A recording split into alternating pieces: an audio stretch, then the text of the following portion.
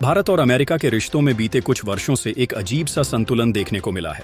एक तरफ ये दोनों देश वैश्विक मंच पर साझेदार बनने की कोशिश कर रहे हैं, वहीं दूसरी तरफ व्यापारिक और रक्षा से जुड़ी कई नीतियों में टकराव भी साफ नजर आता है।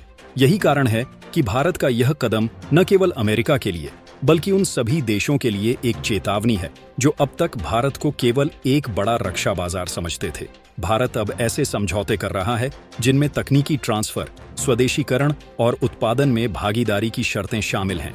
इस निर्णय से भारत ने साफ संदेश दिया है कि अब वह मेक इन इंडिया से आगे बढ़कर डिजाइन इन इंडिया की ओर अग्रसर है। यह बदलाव केवल सरकार की नीति नहीं बल्कि भारत की रक्षा और तकनीकी सोच में भी परिलक्षित हो रहा है।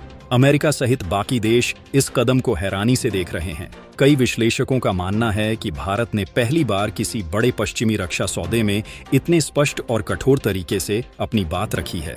इससे भविष्य के रक्षा सौदों में भारत को अधिक लाभ मिलेगा और वह अपने हितों की रक्षा अधिक प्रभावी ढंग से कर पाएगा। अगर भारत का यह मॉडल सफल होता है तो यह आने वाले वर्षों में कई और देशों को भी प्रेरित करेगा कि वे अमेरिका या किसी भी वैश्विक शक्ति की शर्तों पर नहीं बल्कि अपनी तकनीकी जरूरतों और आत्मनिर्भरता के अनुसार समझौते करें। हाल ही में एक खबर ने पूरी दुनिया को हैरान कर दिया जब सामने आया कि भारत अमेरिका की जानी मानी रक्षा टेक्नोलॉजी कंपनी रेथियॉन की तकनीक को जैवलिन मिसाइल परियोजना से हटाना चाहता है।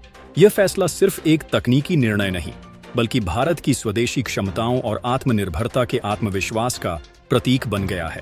इस कदम के बाद भारत न केवल अमेरिका को चौंका रहा है बल्कि बाकी दुनिया भी भारत के इस साहसी निर्णय को गौर से देख रही है। भारत और अमेरिका के बीच जैवलिन मिसाइल के सह उत्पादन को लेकर चर्चा काफी समय से चल रही थी। यह missile anti tank guided missile है जिसे लॉकहीड मार्टिन और रेथियॉन कंपनी ने मिलकर बनाया है।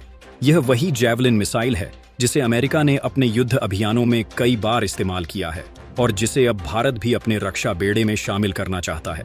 परंतु भारत ने इस बार एक चौंकाने वाला निर्णय लिया है। भारत ने साफ कर दिया है कि यदि जैवलिन का निर्माण भारत में होता है तो वह रेथियॉन द्वारा बनाई गई कई तकनीकों को हटाकर अपनी स्वदेशी तकनीकों को शामिल करेगा। इसमें सबसे महत्वपूर्ण बात यह है कि रेथियॉन जैवलिन के अंदर कई महत्वपूर्ण कंपोनेंट्स बनाता है जैसे कि इंफ्रारेड सीकर, गाइडेंस सिस्टम और सेंसर टेक्नोलॉजी। ये तकनीकें मिसाइल को लक्ष्य की पहचान और निशाना साधने में मदद करती हैं। लेकिन भारत का मानना है कि इन क्षेत्रों में उसने खुद अपनी तकनीकों को इतना विकसित कर लिया है कि अब उसे अमेरिकी तकनीक पर निर्भर रहने की जरूरत नहीं है। यह सिर्फ एक तकनीकी बदलाव नहीं बल्कि यह एक रणनीतिक और राजनीतिक संकेत है कि भारत अब अपनी रक्षा जरूरतों में आत्मनिर्भर बनता जा रहा है। यह निर्णय इसलिए भी महत्वपूर्ण है क्योंकि भारत ने हमेशा से ही आत्मनिर्भर भारत यानी आत्मनिर्भर भारत अभियान को बढ़ावा दिया है।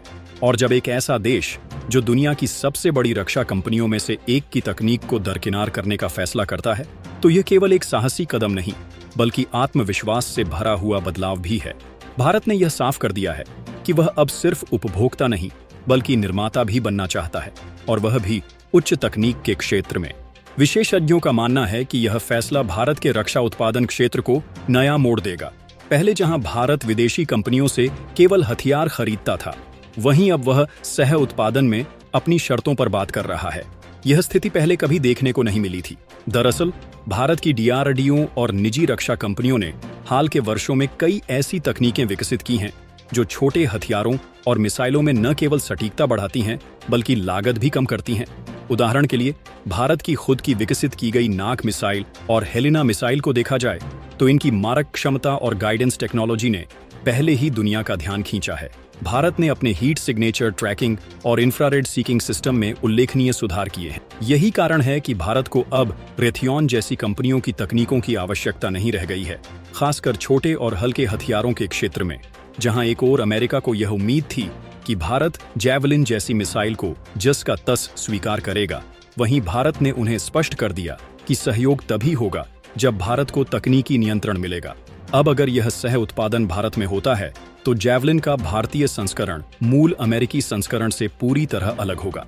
इसमें भारत की तकनीकें, सॉफ्टवेयर, सेंसर और गाइडेंस सिस्टम शामिल होंगे। इससे अमेरिका की रेथियॉन कंपनी को झटका तो लगा ही है, साथ ही यह संकेत भी मिला है कि भारत अब वैश्विक हथियार बाजार में केवल खरीदार नहीं बल्कि प्रतियोगी भी बनना चाहता है।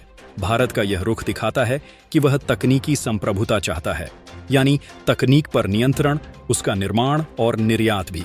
इस पूरे घटनाक्रम में यह बात भी सामने आई है कि भारत अब किसी भी रक्षा करार में केवल ग्राहक बनकर नहीं रहना चाहता। वह चाहे अमेरिकी कंपनी हो, इजरायली या फ्रांसीसी, भारत अब सभी से बराबरी के आधार पर बातचीत कर रहा है।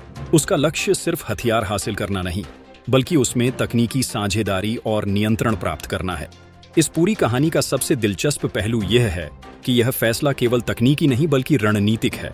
भारत ने साफ कर दिया है कि वह अपने दम पर खड़ा हो सकता है और जब जरूरत हो तो किसी की मदद लेने से नहीं हिचकिचाएगा, पर शर्तें उसकी अपनी होंगी।